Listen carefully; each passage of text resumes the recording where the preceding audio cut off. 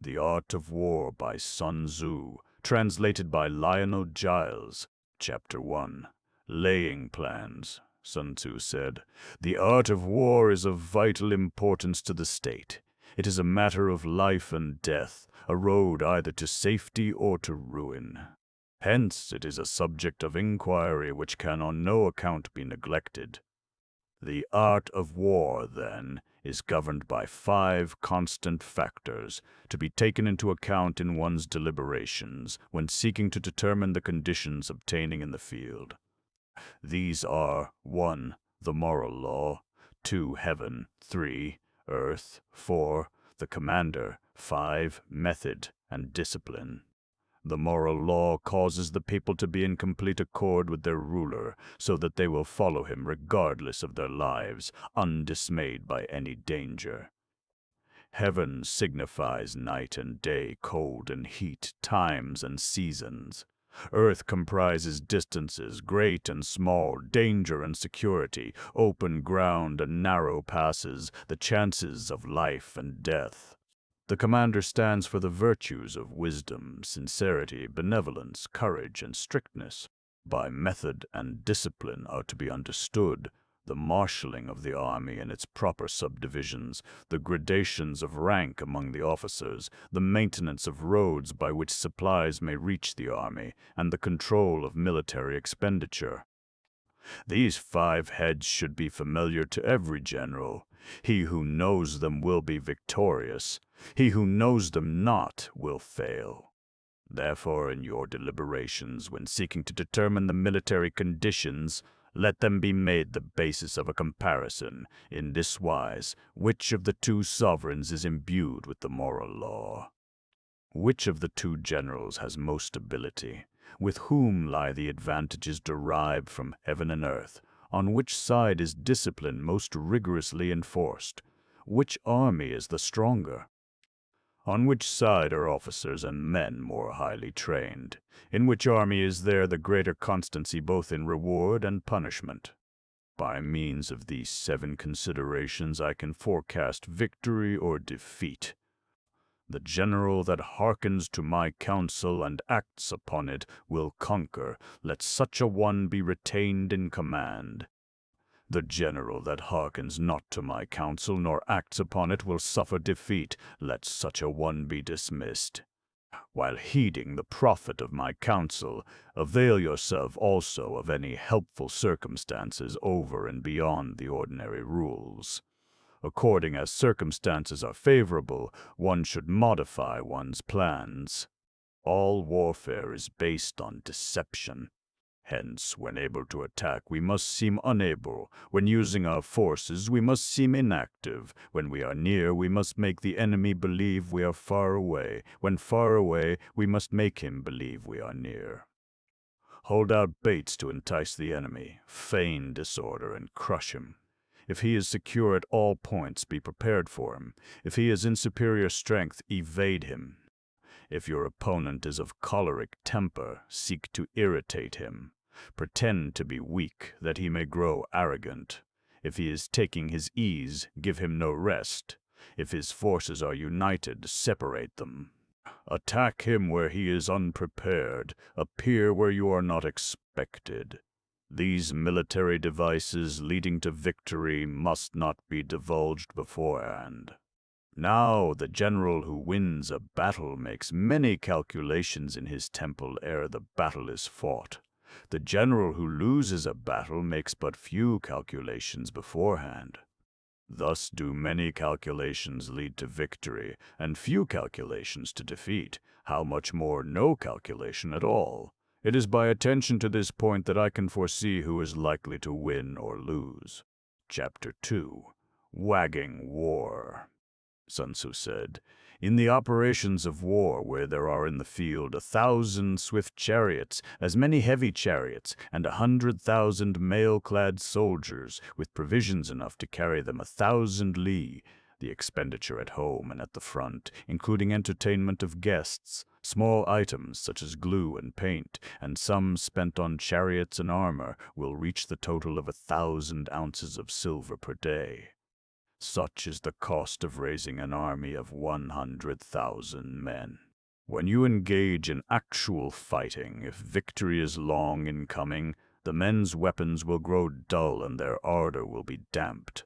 If you lay siege to a town, you will exhaust your strength. Again, if the campaign is protracted, the resources of the state will not be equal to the strain. Now, when your weapons are dulled, your ardor damped, your strength exhausted, and your treasure spent, other chieftains will spring up to take advantage of your extremity.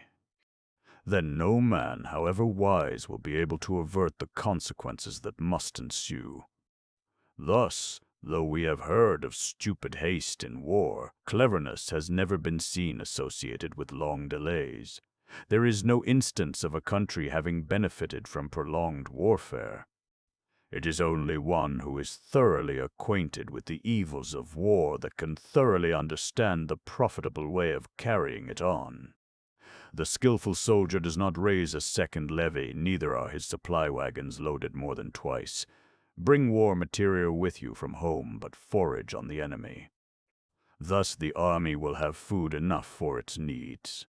Poverty of the state exchequer causes an army to be maintained by contributions from a distance. Contributing to maintain an army at a distance causes the people to be impoverished. On the other hand, the proximity of an army causes prices to go up, and high prices cause the people's substance to be drained away. When their substance is drained away, the peasantry will be afflicted by heavy exactions. With this loss of substance and exhaustion of strength, the homes of the people will be stripped bare, and 3/10 of their incomes will be dissipated, while government expenses for broken chariots, worn-out horses, breastplates and helmets, bows and arrows, spears and shields, protective mantlets, draft oxen and heavy wagons will amount to 4/10 of its total revenue. Hence, a wise general makes a point of foraging on the enemy. 1 cartload of the enemy's provisions is equivalent to 20 of one's own, and likewise a single pickle of his provender is equivalent to 20 from one's own store. Now, in order to kill the enemy, our men must be roused to anger. That there may be advantage from defeating the enemy, they must have their rewards. Therefore, in chariot fighting, when 10 or more chariots have been taken, those should be rewarded who took the first. Our own flag should be substituted for those of the enemy, and the chariots mingled and used in conjunction with ours. The captured soldiers should be kindly treated and kept. This is called using the conquered foe to augment one's own strength. In war, then, let your great object be victory, not lengthy campaigns. Thus it may be known that the leader of armies is the arbiter of the people's fate, the man on whom it depends whether the nation shall be in peace or in peril. Chapter 3. Attack by Stratagem. Sun Tzu said, "In the practical art of war, the best thing of all is to take the enemy's country whole and intact. To shatter and destroy it is not so good. So, too, it is better to capture an army entire than to destroy it, to capture a regiment, a detachment, or a company entire than to destroy them. Hence, to fight and conquer in all your battles is not supreme excellence. Supreme excellence consists in breaking the enemy's resistance without fighting. Thus, the highest form of generalship is to balk the enemy's plans. The next best is to prevent the junction of the enemy's forces. The next in order is to attack the enemy's army in the field, and the worst policy of all is to besiege walled cities. The rule is not to besiege walled cities if it can possibly be avoided. The preparation of mantlets, movable shelters, and various implements of war will take up 3 whole months, and the piling up of mounds over against the walls will take 3 months more.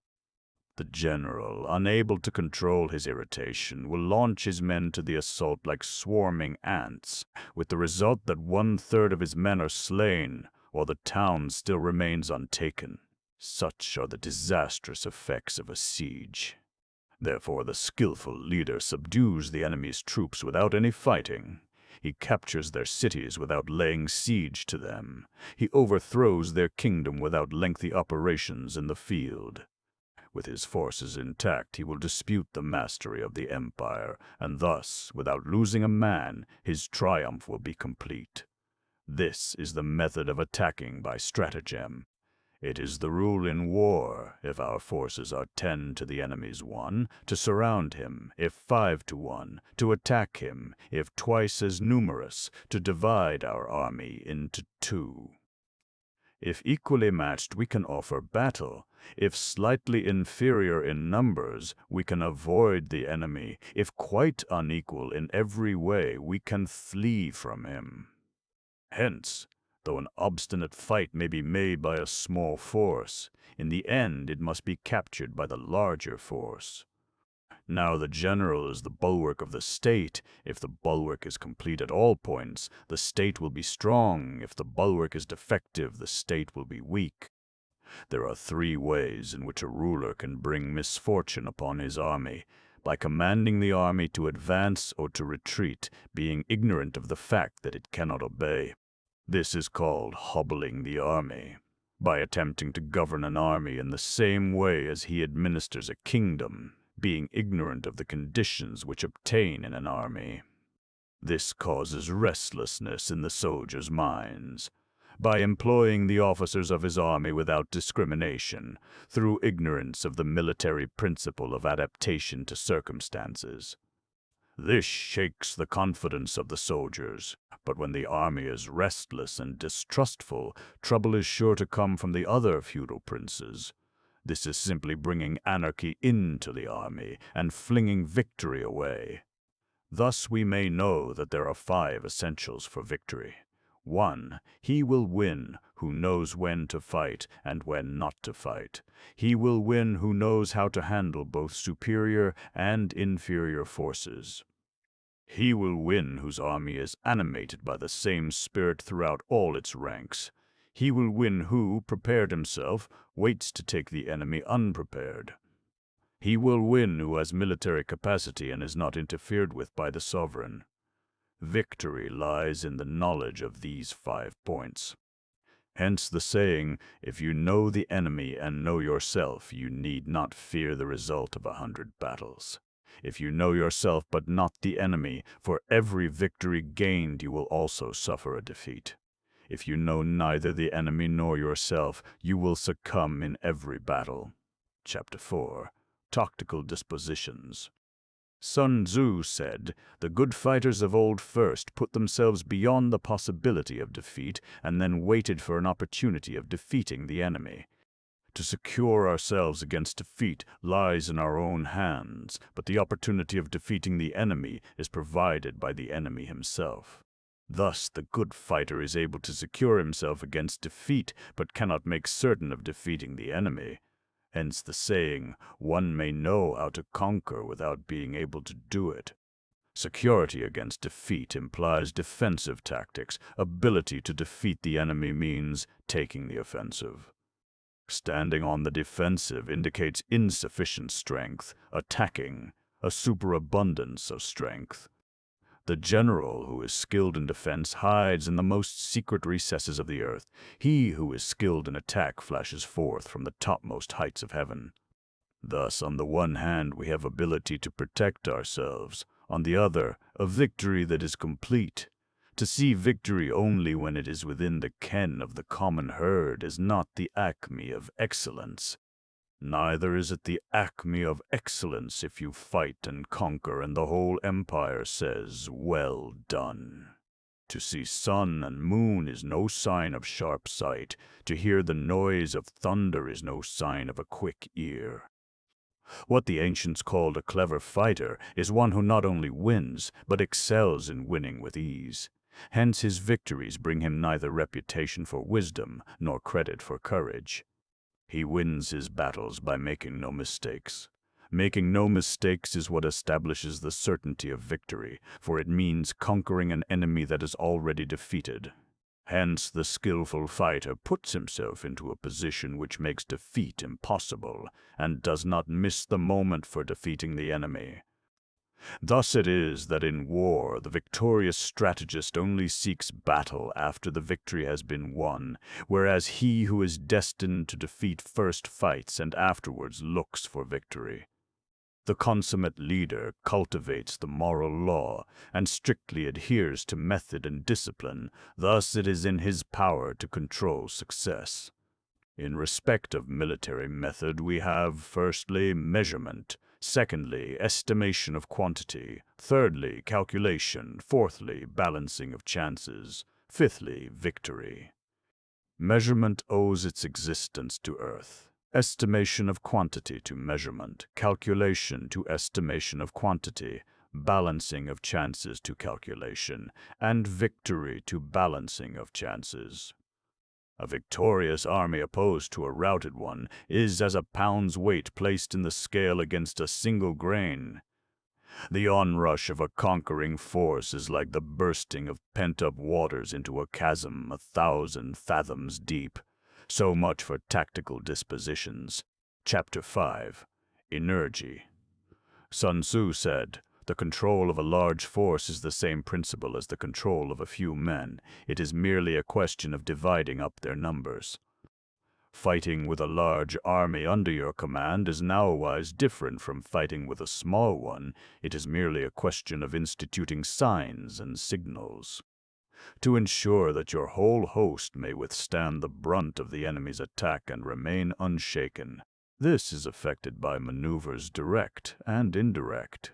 That the impact of your army may be like a grindstone dashed against an egg, this is effected by the science of weak points and strong. In all fighting, the direct method may be used for joining battle, but indirect methods will be needed in order to secure victory. Indirect tactics, efficiently applied, are inexhaustible as heaven and earth, unending as the flow of rivers and streams. Like the sun and moon, they end but to begin anew. Like the 4 seasons, they pass away but to return once more.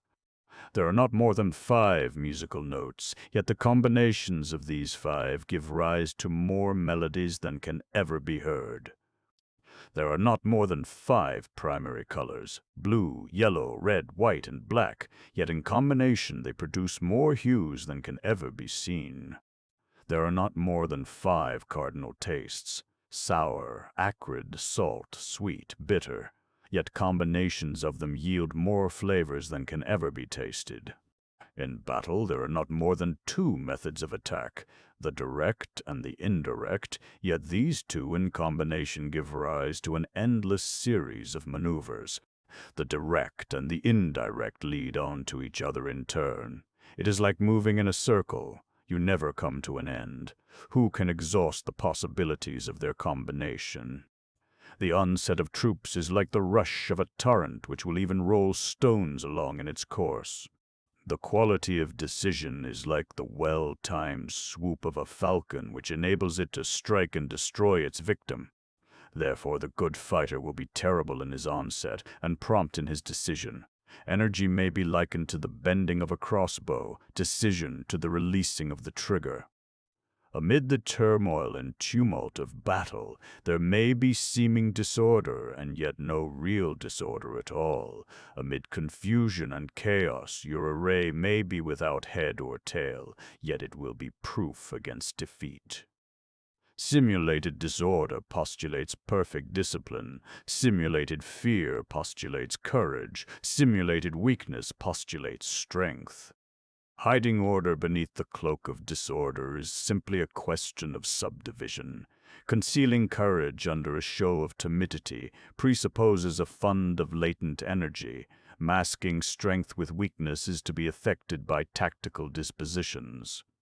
Thus, one who is skillful at keeping the enemy on the move maintains deceitful appearances according to which the enemy will act. He sacrifices something that the enemy may snatch at it. By holding out baits, he keeps him on the march. Then, with a body of picked men, he lies in wait for him. The clever combatant looks to the effect of combined energy and does not require too much from individuals, hence his ability to pick out the right men and utilize combined energy. When he utilizes combined energy, his fighting men become, as it were, like unto rolling logs or stones. For it is the nature of a log or stone to remain motionless on level ground, and to move when on a slope, if four-cornered to come to a standstill, but if round-shaped to go rolling down. Thus the energy developed by good fighting men is as the momentum of a round stone rolled down a mountain thousands of feet in height.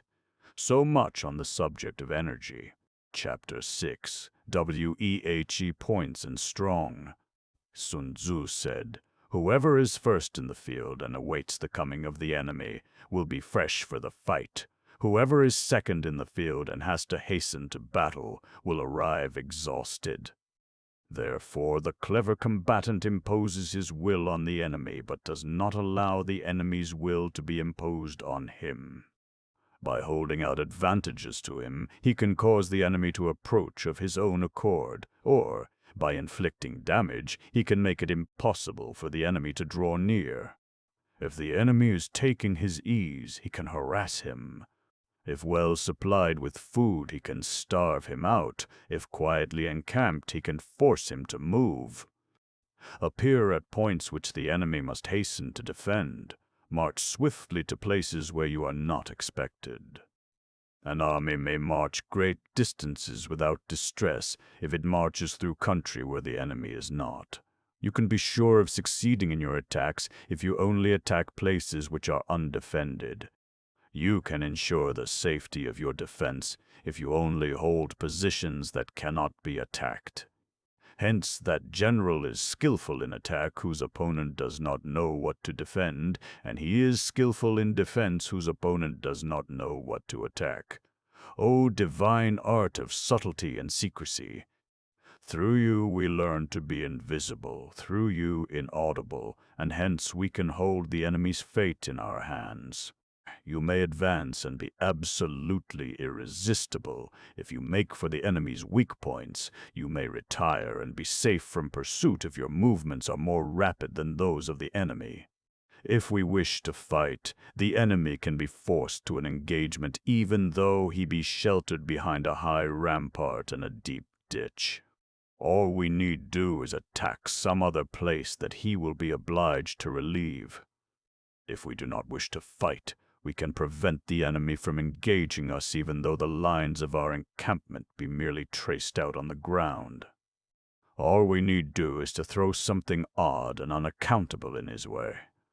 By discovering the enemy's dispositions and remaining invisible ourselves, we can keep our forces concentrated while the enemy's must be divided. We can form a single united body, while the enemy must split up into fractions. Hence there will be a whole pitted against separate parts of a whole, which means that we shall be many to the enemy's few. And if we are able thus to attack an inferior force with a superior one, our opponents will be in dire straits. The spot where we intend to fight must not be made known, for then the enemy will have to prepare against a possible attack at several different points, and his forces being thus distributed in many directions, the numbers we shall have to face at any given point will be proportionately few. For should the enemy strengthen his van, he will weaken his rear. Should he strengthen his rear, he will weaken his van. Should he strengthen his left, he will weaken his right. Should he strengthen his right, he will weaken his left. If he sends reinforcements everywhere, he will everywhere be weak. Numerical weakness comes from having to prepare against possible attacks. Numerical strength from compelling our adversary to make these preparations against us. Knowing the place and the time of the coming battle, we may concentrate from the greatest distances in order to fight. But if neither time nor place be known, then the left wing will be impotent to succor the right equally impotent to succor the left, the van unable to relieve the rear, or the rear to support the van.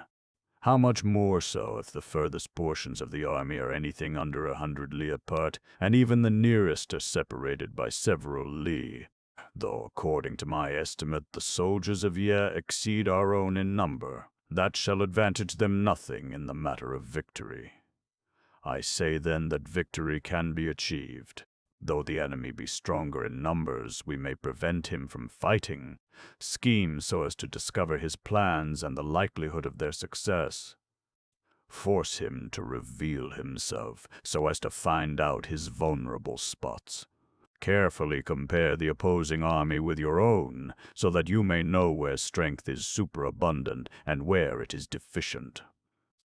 In making tactical dispositions, the highest pitch you can attain is to conceal them. Conceal your dispositions, and you will be safe from the prying of the subtlest spies, from the machinations of the wisest brains. How victory may be produced for them out of the enemy's own tactics, that is what the multitude cannot comprehend. All men can see the tactics whereby I conquer, but what none can see is the strategy out of which victory is evolved. Do not repeat the tactics which have gained you one victory, but let your methods be regulated by the infinite variety of circumstances. Military tactics are like unto water, for water in its natural course runs away from high places and hastens downwards. So, in war, the way is to avoid what is strong and to strike at what is weak. Water shapes its course according to the nature of the ground over which it flows. The soldier works out his victory in relation to the foe whom he is facing.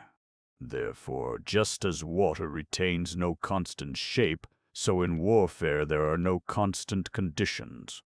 He who can modify his tactics in relation to his opponent and thereby succeed in winning may be called a heaven-born captain.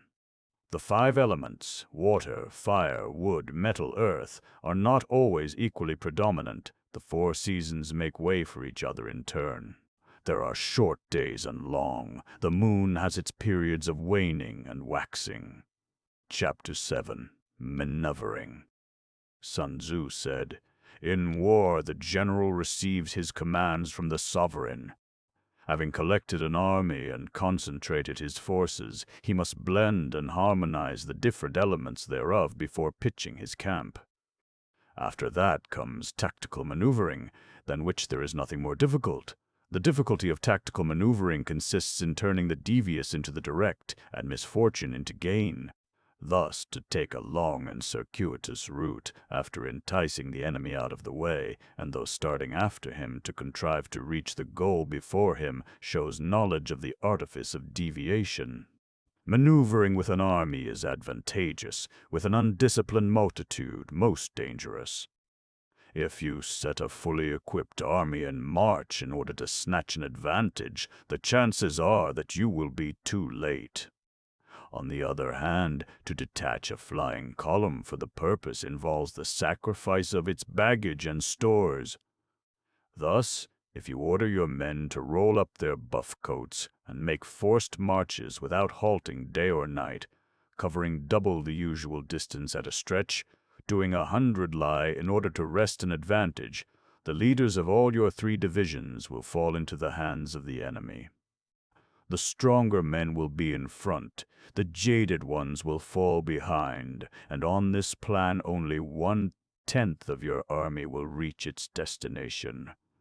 If you march 50 li in order to outmaneuver the enemy, you will lose the leader of your 1st division, and only half your force will reach the goal. If you march 30 li with the same object, 2/3 of your army will arrive. We may take it then that an army without its baggage train is lost, without provisions it is lost, without bases of supply it is lost. We cannot enter into alliances until we are acquainted with the designs of our neighbors. We are not fit to lead an army on the march unless we are familiar with the face of the country, its mountains and forests, its pitfalls and precipices, its marshes and swamps. We shall be unable to turn natural advantages to account unless we make use of local guides. In war, practice dissimulation, and you will succeed. Move only if there is a real advantage to be gained. Whether to concentrate or to divide your troops must be decided by circumstances. Let your rapidity be that of the wind, your compactness that of the forest. In raiding and plundering be like fire, in immovability like a mountain. Let your plans be dark and impenetrable as night, and when you move, fall like a thunderbolt. When you plunder a countryside, let the spoil be divided amongst your men. When you capture new territory, cut it up into allotments for the benefit of the soldiery. Ponder and deliberate before you make a move. He will conquer who has learnt the artifice of deviation. Such is the art of maneuvering. The Book of Army Management says, "On the field of battle, the spoken word does not carry far enough, hence the institution of gongs and drums. Nor can ordinary objects be seen clearly enough, hence the institution of banners and flags." Gongs and drums, banners and flags are means whereby the ears and eyes of the host may be focused on one particular point. The host thus forming a single united body, is it impossible either for the brave to advance alone, or for the cowardly to retreat alone. This is the art of handling large masses of men. In night fighting, then, make much use of signal fires and drums, and in fighting by day, of flags and banners, as a means of influencing the ears and eyes of your army. A whole army may be robbed of its spirit. A commander-in-chief may be robbed of his presence of mind. Now a soldier's spirit is keenest in the morning. By noonday it has begun to flag, and in the evening his mind is bent only on returning to camp. A clever general, therefore, avoids an army when its spirit is keen, but attacks it when it is sluggish and inclined to return. This is the art of studying moods. Disciplined and calm, to await the appearance of disorder and hubbub amongst the enemy, this is the art of retaining self-possession. To be near the goal while the enemy is still far from it, to wait at ease while the enemy is toiling and struggling, to be well fed while the enemy is famished, this is the art of husbanding one's strength. To refrain from intercepting an enemy whose banners are in perfect order, to refrain from attacking an army drawn up in calm and confident array, this is the art of studying circumstances. It is a military axiom not to advance uphill against the enemy, nor to oppose him when he comes downhill. Do not pursue an enemy who simulates flight. Do not attack soldiers whose temper is keen. Do not swallow a bait offered by the enemy. Do not interfere with an army that is returning home. When you surround an army, leave an outlet free. Do not press a desperate foe too hard. Such is the art of warfare. Chapter 8. Variation of Tactics. Sun Tzu said, "In war, the general receives his commands from the sovereign, collects his army, and concentrates his forces. When in difficult country, do not encamp. In country where high roads intersect, join hands with your allies. Do not linger in dangerously isolated positions. In hemmed-in situations, you must resort to stratagem. In a desperate position, you must fight. There are roads which must not be followed, armies which must be not attacked, towns which must not be besieged, positions which must not be contested, commands of the sovereign which must not be obeyed." The general who thoroughly understands the advantages that accompany variation of tactics knows how to handle his troops. The general who does not understand these may be well acquainted with the configuration of the country, yet he will not be able to turn his knowledge to practical account. So, the student of war who is unversed in the art of war of varying his plans, even though he be acquainted with the 5 advantages, will fail to make the best use of his men. Hence, in the wise leader's plans, considerations of advantage and of disadvantage will be blended together. If our expectation of advantage be tempered in this way, we may succeed in accomplishing the essential part of our schemes. If, on the other hand, in the midst of difficulties we are always ready to seize an advantage, we may extricate ourselves from misfortune. Reduce the hostile chiefs by inflicting damage on them, and make trouble for them, and keep them constantly engaged, hold out specious allurements, and make them rush to any given point. The art of war teaches us to rely not on the likelihood of the enemy's not coming, but on our own readiness to receive him, not on the chance of his not attacking, but rather on the fact that we have made our position unassailable. There are 5 dangerous faults which may affect a general. 1. Recklessness, which leads to destruction. 2. Cowardice, which leads to capture. 3. A hasty temper, which can be provoked by insults. 4. A delicacy of honor, which is sensitive to shame. This need not be taken to mean that a sense of honor is really a defect in a general. What Sun Tzu condemns is rather an exaggerated sensitiveness to slanderous reports, the thin-skinned man who is stung by opprobrium, however undeserved. Mei Yao Chen truly observes, though somewhat paradoxically, the seeker after glory should be careless of 5, over-solicitude for his men, which exposes him to worry and trouble. These are the 5 besetting sins of a general, ruinous to the conduct of war. When an army is overthrown and its leader slain, the cause will surely be found among these 5 dangerous faults. Let them be a subject of meditation. Pass quickly over mountains and keep in the neighborhood of valleys. Camp in high places facing the sun. When an invading force crosses a river in its onward march, do not advance to meet it in midstream. It will be best to let half the army get across, and then deliver your attack. If you are anxious to fight, you should not go to meet the invader near a river which he has to cross. Moor your craft higher up than the enemy and facing the sun. Do not move upstream to meet the enemy. So much for river warfare. In crossing salt marshes, your sole concern should be to get over them quickly, without any delay. If forced to fight in a salt marsh, you should have water and grass near you, and get your back to a clump of trees. So much for operations in salt marshes. In dry, level country, take up an easily accessible position with rising ground to your right and on your rear, so that the danger may be in front and safety lie behind. So much for campaigning in flat country. These are the 4 useful branches of military knowledge, which enabled the Yellow Emperor to vanquish 4 several sovereigns. All armies prefer high ground to low, and sunny places to dark. If you are careful of your men, and camp on hard ground, the army will be free from disease of every kind, and this will spell victory.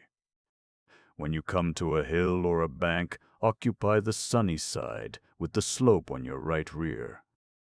Thus you will at once act for the benefit of your soldiers and utilize the natural advantages of the ground. When, in consequence of heavy rains up country, a river which you wish to ford is swollen and flecked with foam, you must wait until it subsides.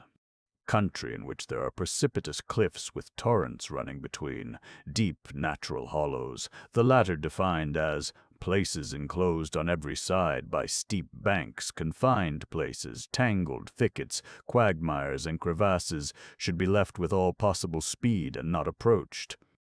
While we keep away from such places, we should get the enemy to approach them.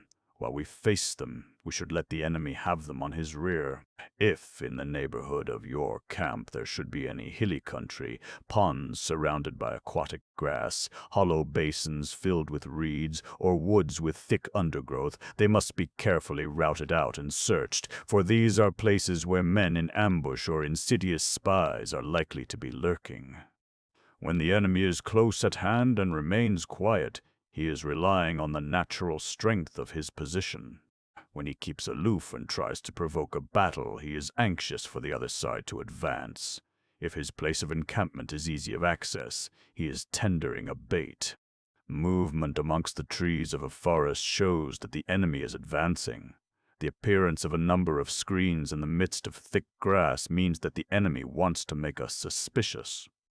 The rising of birds in their flight is the sign of an ambuscade. Startled beasts indicate that a sudden attack is coming. When there is dust rising in a high column, it is the sign of chariots advancing. When the dust is low but spread over a wide area, it betokens the approach of infantry. When it branches out in different directions, it shows that parties have been sent to collect firewood. A few clouds of dust moving to and fro signify that the army is encamping.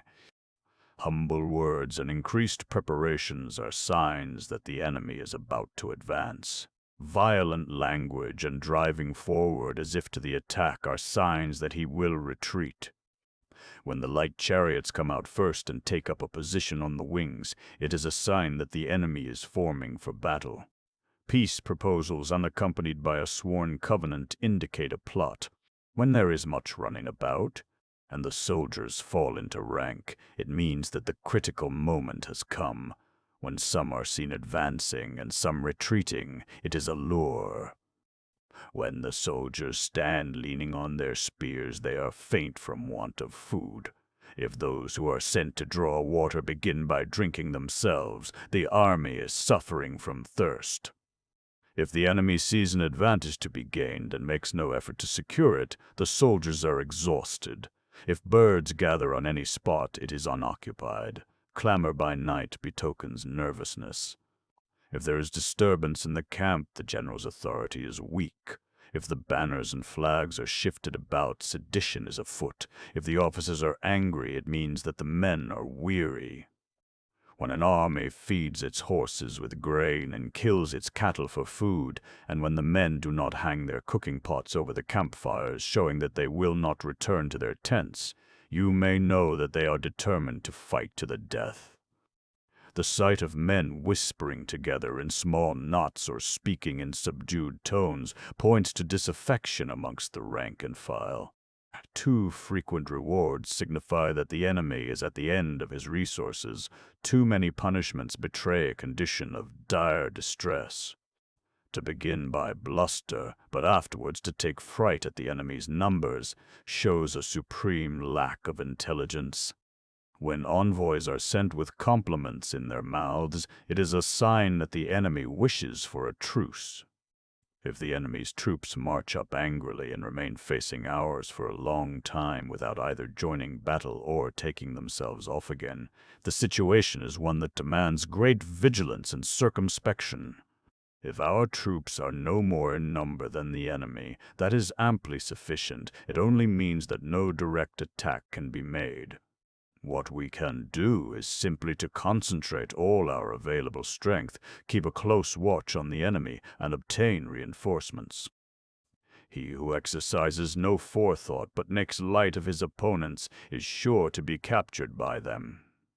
If soldiers are punished before they have grown attached to you, they will not prove submissive, and, unless submissive, then will be practically useless.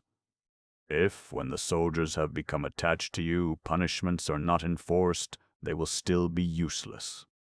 Therefore, soldiers must be treated in the first instance with humanity, but kept under control by means of iron discipline. This is a certain road to victory. If in training soldiers commands are habitually enforced, the army will be well disciplined. If not, its discipline will be bad. If a general shows confidence in his men but always insists on his orders being obeyed, the gain will be mutual. Chapter 10. Terrain. Sun Tzu said, "We may distinguish 6 kinds of terrain, to wit, 1. Accessible ground, 2. Entangling ground, 3. Temporizing ground, 4. Narrow passes, 5. Precipitous heights, 6. Positions at a great distance from the enemy. Ground which can be freely traversed by both sides is called accessible. With regard to ground of this nature, be before the enemy in occupying the raised and sunny spots, and carefully guard your line of supplies." We could wish that Sun Tzu had done more than skirt the edge of this. Then you will be able to fight with advantage. Ground which can be abandoned but is hard to reoccupy is called entangling.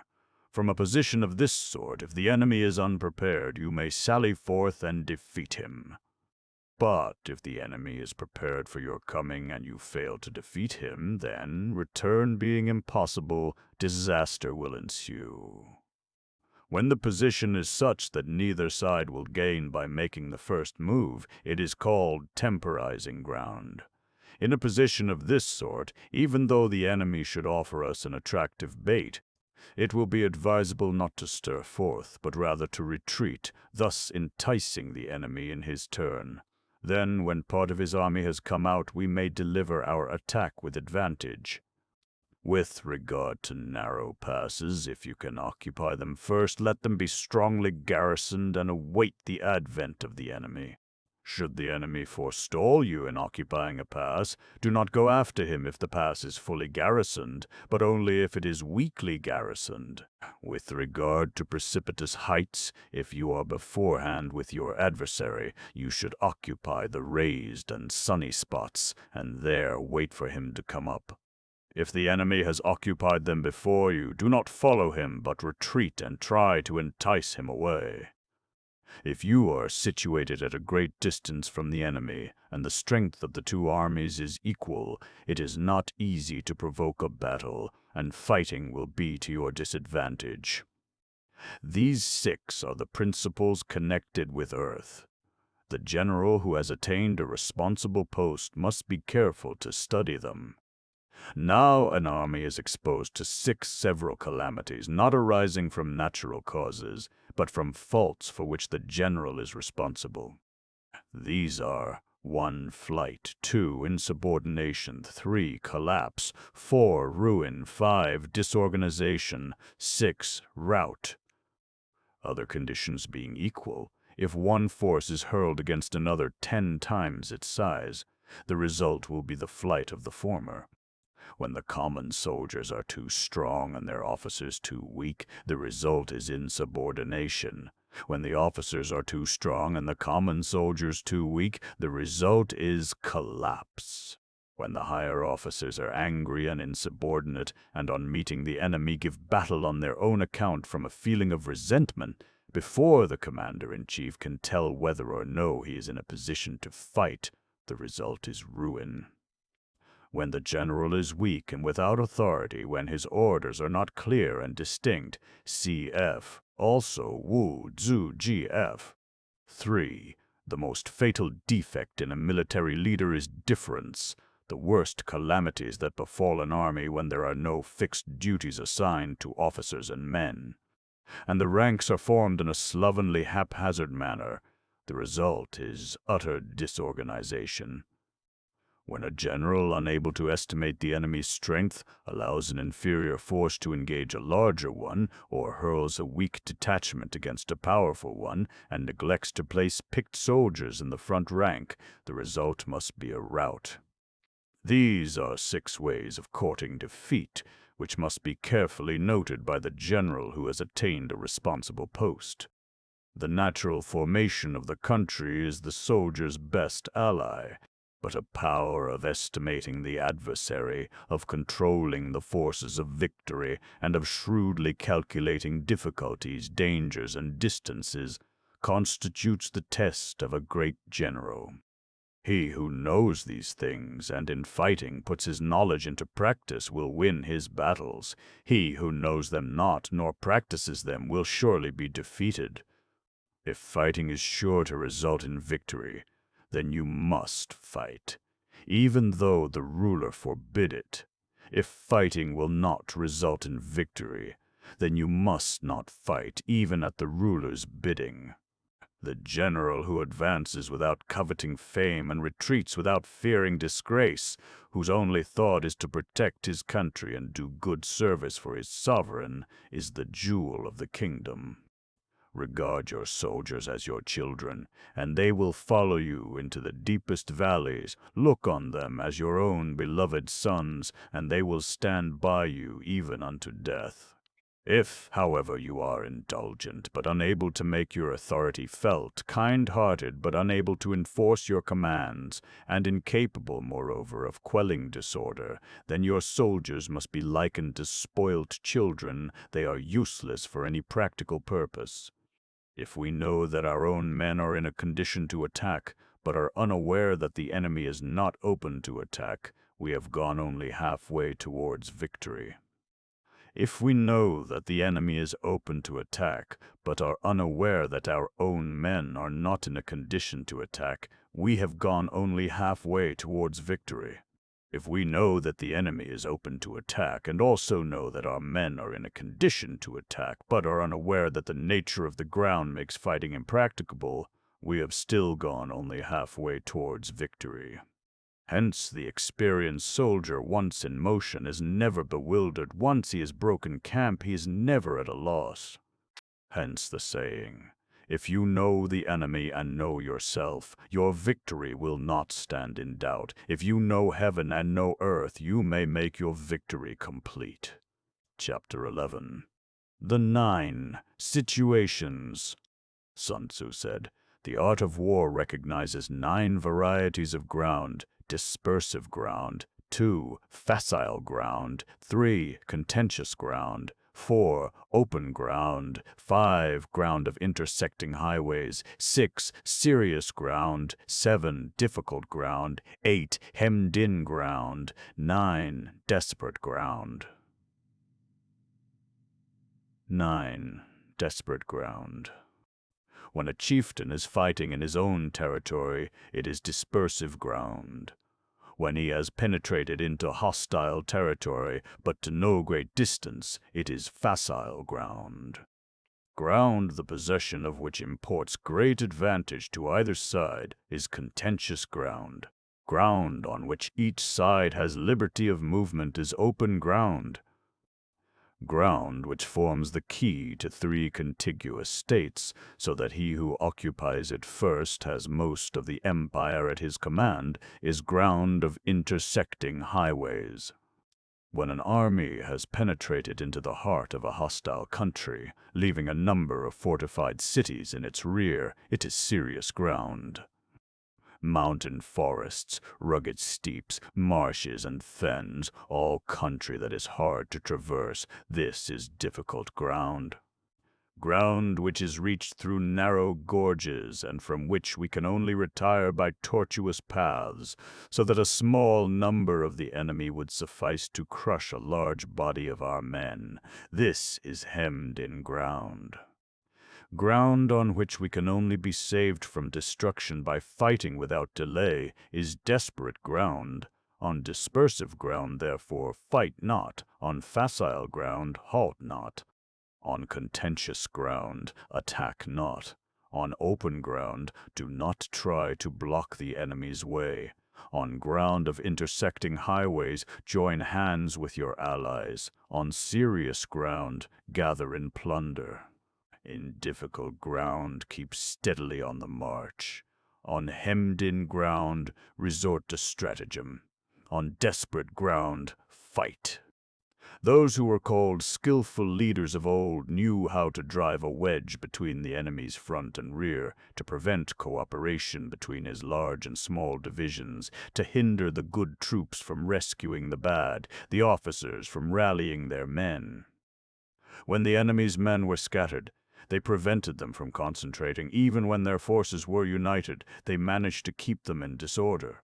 When it was to their advantage, they made a forward move. When otherwise, they stopped still. If asked how to cope with the great host of the enemy in orderly array and on the point of marching to the attack, I should say, begin by seizing something which your opponent holds dear. Then he will be amenable to your will.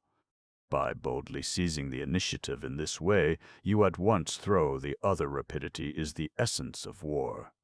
In 621 A.D., Li Qing was sent from Ke-Chu in Sichuan to reduce the successful rebel Shao Xian, who had set up as emperor at the modern Qing-Chu-Fu in Hubei. It was autumn, and the Yangtze being then in flood, Xiao Shen never dreamt that his adversary would venture to come down through the gorges, and consequently made no preparations. But Li Qing embarked his army without loss of time, and was just about to start when the other generals implored him to postpone his departure until the river was in a less dangerous state for navigation. Li Qing replied, "To the soldier, overwhelming speed is of paramount importance, and he must never miss opportunities. Now is the time to strike, before Xiao Shen even knows that we have got an army together. If we seize the present moment when the river is in flood, we shall appear before his capital with startling suddenness, like the thunder which is heard before you have time to stop your ears against it. This is the great principle in war. Even if he gets to know of our approach, he will have to levy his soldiers in such a hurry that they will not be fit to oppose us. Thus the full fruits of victory will be ours." All came about as he predicted, and Xiao Xian was obliged to surrender, nobly stipulating that his people take advantage of the enemy's unreadiness, make your way by unexpected routes, and attack unguarded spots. The following are the principles to be observed by an invading force. The further you penetrate into a country, the greater will be the solidarity of your troops, and thus the defenders will not prevail against you. Make forays in fertile country in order to supply your army with food. Carefully study the well-being of your men, and do not overtax them. Concentrate your energy and hoard your strength. Keep your army continually on the move, and devise unfathomable plans. Throw your soldiers into positions whence there is no escape, and they will prefer death to flight. If they will face death, there is nothing they may not achieve. Officers and men alike will put forth their uttermost strength. Soldiers, when in desperate straits, lose the sense of fear. If there is no place of refuge, they will stand firm. If they are in the heart of a hostile country, they will show a stubborn front. If there is no help for it, they will fight hard. Thus, without waiting to be marshaled, the soldiers will be constantly on the qui-vive. Without waiting to be asked, they will do your will. Without restrictions, they will be faithful. Without giving orders, they can be trusted. Prohibit the taking of omens, and do away with superstitious doubts. Then, until death itself comes, no calamity need be feared. If our soldiers are not overburdened with money, it is not because they have a distaste for riches. If their lives are not unduly long, it is not because they are disinclined to longevity. On the day they are ordered out to battle, your soldiers may weep, those sitting up bedewing their garments, and those lying down letting the tears run down their cheeks. But let them once be brought to bay, and they will display the courage of a Chu or a Kuei. The skillful tactician may be likened to the Shuai Jian. Now the Shuai Jian is a snake that is found in the Chang Mountains. Strike at its head, and you will be attacked by its tail. Strike at its tail, and you will be attacked by its head. Strike at its middle, and you will be attacked by head and tail both. Asked if an army can be made to imitate the Shuai Jian, I should answer, yes. For the men of Wu and the men of Ye are enemies, yet if they are crossing a river in the same boat and are caught by a storm, they will come to each other's assistance just as the left hand helps the right. Hence it is not enough to put one's trust in the tethering of horses and the burying of chariot wheels in the ground. It is not enough, says Sun Tzu, to render flight impossible by such mechanical means. You will not succeed unless your men have tenacity and unity of purpose, and, above all, a spirit of sympathetic cooperation. This is the lesson which can be. The principle on which to manage an army is to set up one standard of courage which all must reach, as though one. If the ideal army is to form a single organic whole, then it follows that the resolution and spirit of its component parts must be of the same quality, or at any rate must not fall below a certain how to make the best of both strong and weak. That is a question involving the proper use of ground. Thus the skillful general conducts his army just as though he were leading a single man willy-nilly by the hand. It is the business of a general to be quiet, and thus ensure secrecy, upright and just, and thus maintain order. He must be able to mystify his officers and men by false reports and appearances, and thus keep them in total ignorance. In the year 88 A.D., as we read in chapter 47 of the Ho Han Shu, Pan Chao took the field with 25,000 men from Khotan and other Central Asian states with the object of crushing Yarkand. The king of Kutcha replied by dispatching his chief commander to succor the place with an army drawn from the kingdoms of Wensu, Kumo, and Weitu, totaling 50,000 men. Pan Chao summoned his officers and also the king of Khotan to a council of war and said, "Our forces are now outnumbered and unable to make head against the enemy. The best plan, then, is for us to separate and disperse, each in a different direction. The king of Khotan will march away by the easterly route, and I will then return myself towards the west. Let us wait until the evening drum has sounded and then start." Pan Chao now secretly released the prisoners whom he had taken alive, and the king of Kutcha was thus informed of his plans. Much elated by the news, the latter set off at once at the head of 10,000 horsemen to bar Pan Chao's retreat in the west, while the king of Wensu rode eastward with 8,000 horse in order to intercept the king of Khotan. As soon as Pan Chao knew that the two chieftains had gone, he called his divisions together, got them well in hand, and at cockcrow hurled them against the army of Yarkand as it lay encamped. The barbarians, panic-stricken, fled in confusion and were closely pursued by Pan Chao. Over 5,000 heads were brought back as trophies, besides immense spoils in the shape of horses and cattle and valuables of every description. Yarkand then capitulating, Kutcha and the other kingdoms drew off their respective forces. From that time forward, Pan Chao's prestige completely overawed the countries of the West. In this case, we see that the Chinese general not only kept his own officers in ignorance of his real plans, but actually took the bold step of dividing his army in order to deceive, by altering his arrangements and changing his plans.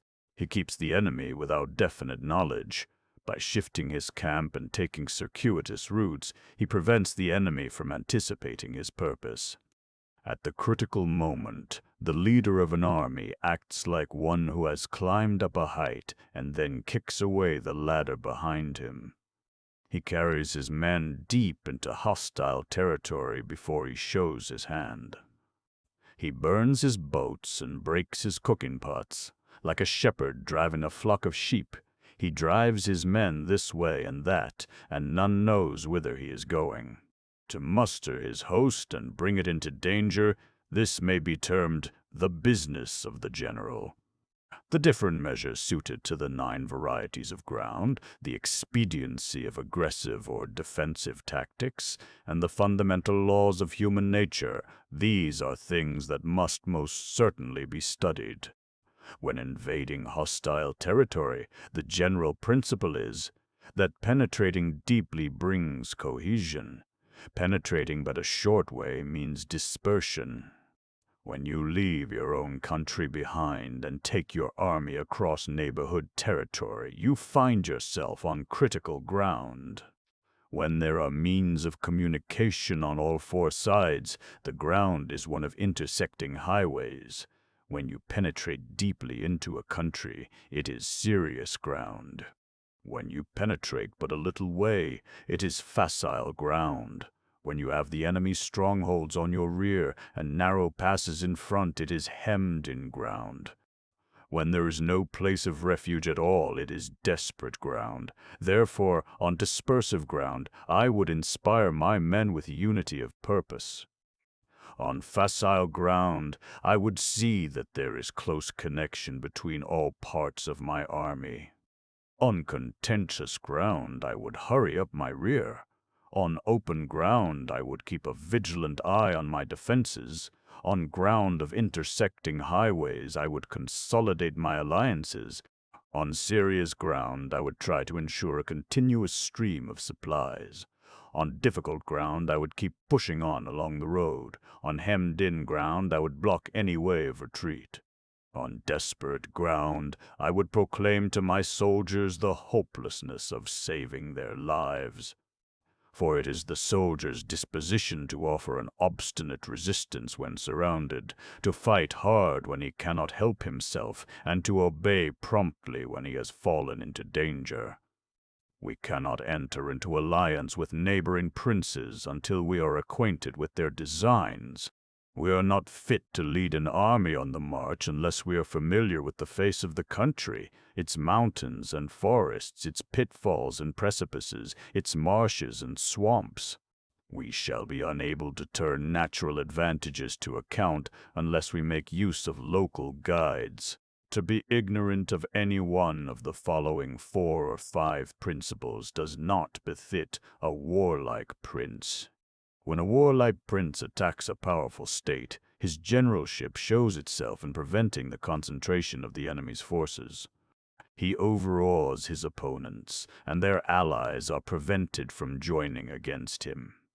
Hence he does not strive to ally himself with all and sundry, nor does he foster the power of other states. He carries out his own secret designs, keeping his antagonists in awe. Thus he is able to capture their cities and overthrow their kingdoms. Bestow rewards without regard to rule, issue orders without regard to previous arrangements, and you will be able to handle a whole army as though you had to do with but a single man. Confront your soldiers with the deed itself, never let them know your design. When the outlook is bright, bring it before their eyes, but tell them nothing when the situation is gloomy. Place your army in deadly peril, and it will survive. Plunge it into desperate straits, and it will come off in safety. You, on the contrary, ordered us to draw up our troops with the river at our back. Under these conditions, how did you manage to gain the victory? The general replied, I fear you gentlemen have not studied the art of war with sufficient care. Is it not written there, plunge your army into desperate straits and it will come off in safety, place it in deadly peril and it will survive? Had I taken the usual course, I should never have been able to bring my colleague round. What says the military classic? Swoop down on the marketplace and drive the men off to fight. If I had not placed my troops in a position where they were obliged to fight for their lives, but had allowed each man to follow his own discretion, there would have been a general débandade, and it would have been impossible to do anything with them. The officers admitted the force of his argument, and said, These are higher tactics, for it is precisely when a force has fallen into harm's way that is capable of striking a blow for victory. Success in warfare is gained by carefully accommodating ourselves to the enemy's purpose. By persistently hanging on the enemy's flank, we shall succeed in the long run in killing the commander-in-chief. This is called ability to accomplish a thing by sheer cunning. On the day that you take up your command, block the frontier passes, destroy the official tallies, and stop the passage of all emissaries. Be stern in the council chamber, so that you may control the situation. If the enemy leaves a door open, you must rush in. Forestall your opponent by seizing what he holds dear, and subtly contrive to time his arrival on the ground. Walk in the path defined by rule, and accommodate yourself to the enemy until you can fight a decisive battle. At first, then, exhibit the coyness of a maiden until the enemy gives you an opening. Afterwards, emulate the rapidity of a running hare, and it will be too late for the enemy to oppose you. Giles' Biographical Dictionary, No. 399, Chapter 12. The Attack by Fire. Sun Tzu said, There are 5 ways of attacking with fire.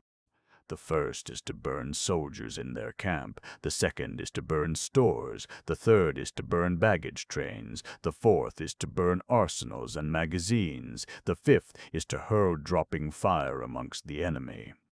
In order to carry out an attack, we must have means available. The material for raising fire should always be kept in readiness. There is a proper season for making attacks with fire, and special days for starting a conflagration.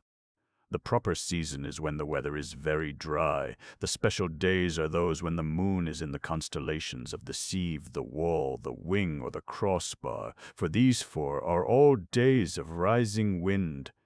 In attacking with fire, one should be prepared to meet 5 possible developments. When fire breaks out inside the enemy's camp, respond at once with an attack from without. If there is an outbreak of fire but the enemy's soldiers remain quiet, bide your time and do not attack.